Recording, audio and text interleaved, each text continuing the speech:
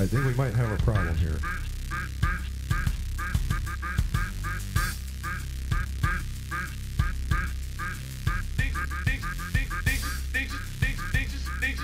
They just started going crazy and attacking. Live, it's WNR Dietzy, and we got Campbell here. She's going to tell us her story.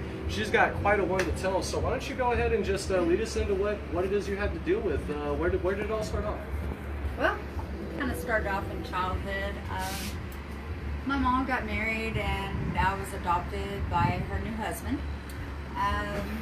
My real father beat her while I was an infant, so they cut ties and he gave up rights. After that, had a great life until I was about 11. From 2 to 11, had a great life. Got to go to Colorado every summer and with my grandparents and stuff. And after the divorce that they had, clothes all over the front yard, and that was my dad. When was the timing for the divorce? 11. 11. What was the year on that? That would be, oh my goodness, now you'd have to ask me that. That would be 83. 83. Yeah. So about early 80s? Yeah, early 80s. Okay. I went through the divorce thing, saw all the clothes in the front yard, everything, was terrible. He used to come up and try to pick me up from work. My mom would from school, my mom would go away from that and lead me the other direction. I finally found out that my real father, found a birth certificate, was really my real father, and he was the adopted father. Well, after that... So the father that adopted you was your real father? Or how did that work? No. He adopted me out of marriage. Okay. And my biological father gave up rights. So okay. That's how that worked. And then my dad that adopted me and my mother had got divorced. Her friend had talked her into letting me know who my real father was. Went over there, went to actually Red Lobster, had a great dinner, kind of cool. I found a black pearl in one of my oysters, so that was awesome. That's really 11 years old still. Really good. Hey, that's a fairy tale ending right there. That is right there. The first weekend after that, I went over there the very first night. I was molested by my stepmother and my real father.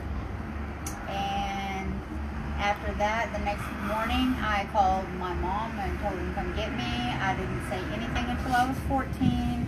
What do you think really caused you to kind of just not want to say anything? I mean, was it... You feel dirty. You feel ashamed. You feel not worthy. You feel betrayed.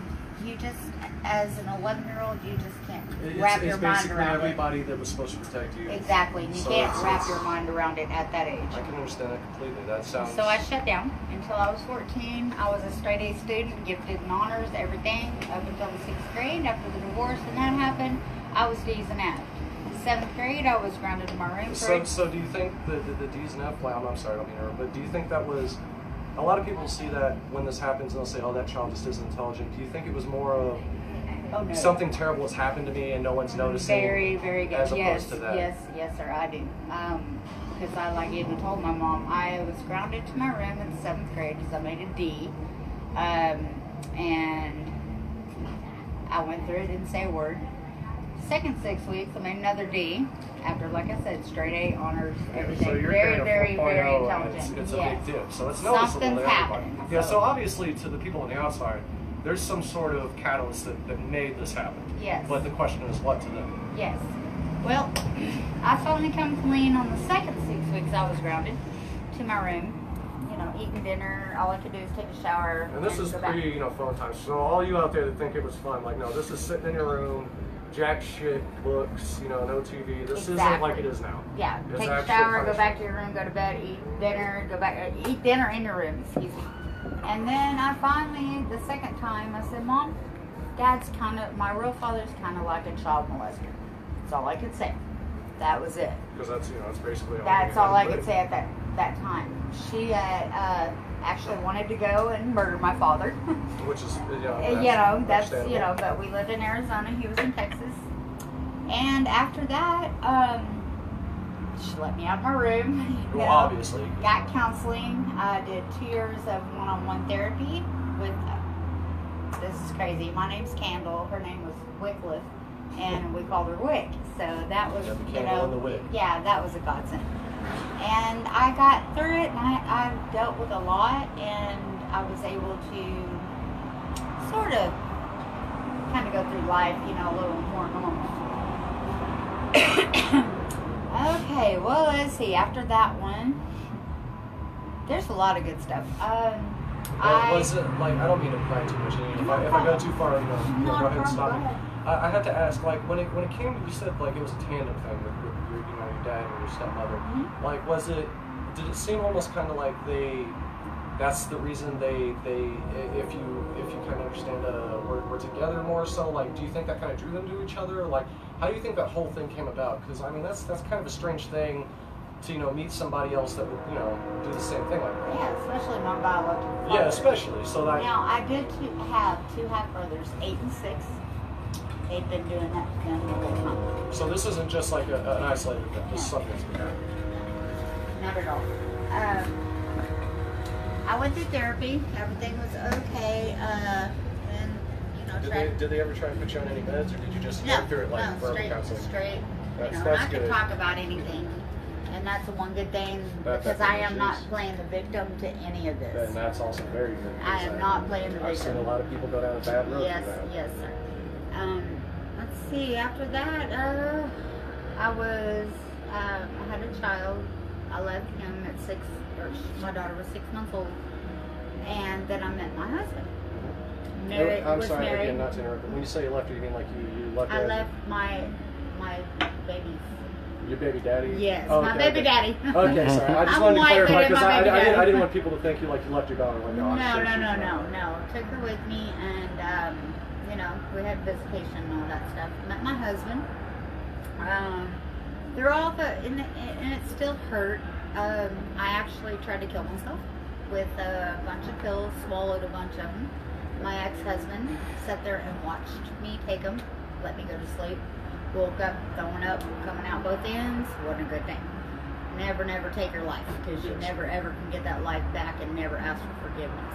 WNR will also endorse that statement very well. If you do decide to take the road out, Yes, understand that it's is not what the you're easy doing. one. It's not the I easy want the one. hard one. I've been through it. And then after that had happened, I went through 12 years of really bad depression. Through the divorce, How he did left me for another woman. Again, not to interrupt, Okay. I'm sorry, but how'd you combat the depression? Like, what got you through? And again, if there's anything you don't want to say, don't say it. But No, I'm- feel free to, speak my like, I mind. mean, because a lot of I people, would hit trees. I'd hit brick walls. I would just do everything I possibly could. It was kind of like a spiral, if you It could say that. was, but I did have young children, so they actually kind of kept me out of it until like Dad was there or something, and I got really angry, and I had to do, Yeah, you got to do something. you know, like not in that. front of my kids, but But- you know, but- go outside and hit a tree. You know, that's stupid, but Well, hey, you know, I what feel you gonna pain. do? I can feel the pain out of my hand, and that's no good for anyone. After that, I was with a man that actually we got into meth because my husband took my kids from me for a couple of years. Wouldn't let me see them. Wanted money. Da. Which All is a he very does- common thing. Yes. It's like I can't count the number of people I know that have Yes. also fallen into the same trap. Yes. So how did you actually escape the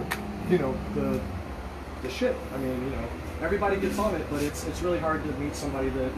Well, They're let me addicted. tell you about the shit. I was with a guy that was shooting meth. Oh, so he wasn't in even his freebasing, he was- genitalia. Holy shit! And no pun yes, intended, but- yeah, I caught him.